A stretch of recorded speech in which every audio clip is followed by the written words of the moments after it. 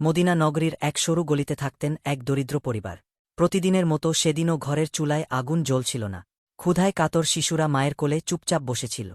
মা আল্লাহর দিকে হাত তুলে শুধু বললেন, হে আল্লাহ, তুমি ছাড়া আমাদের আর কেউ নেই।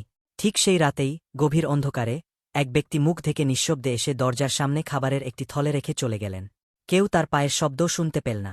পরদিন সকালে দরজা খুলে সেই থলে দেখে পরিবারের চোখে আনন্দের জল। এভাবে প্রতিদিনই কখনো খাবার, কখনো কাপড় নির্বে এসে পৌঁছাত। পরিবার জানত না কে এই দয়ালু মানুষ। বছর কেটে গেল। একদিন শহর শোকস্তব্ধ হয়ে গেল। এক মহান মানুষ ইন্তেকাল করেছেন। জানাজার দিন সেই দরিদ্র পরিবারও গেল। হঠাৎ তারা খেয়াল করল, আজ আর কেউ দরজায় কিছু রেখে যায়নি।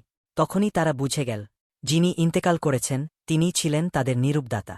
তিনি ছিলেন হযরত আলী রাদিয়াল্লাহু আনহু, যিনি নিজের অভাবের মধ্যেও দান করতেন, কিন্তু কখনও তা প্রকাশ হতে দেননি। আল্লাহর পথে দান করলে তা গোপন রাখাই উত্তম। প্রকৃত নেক আমল মানুষের জন্য নয়, আল্লাহর সন্তুষ্টির জন্য।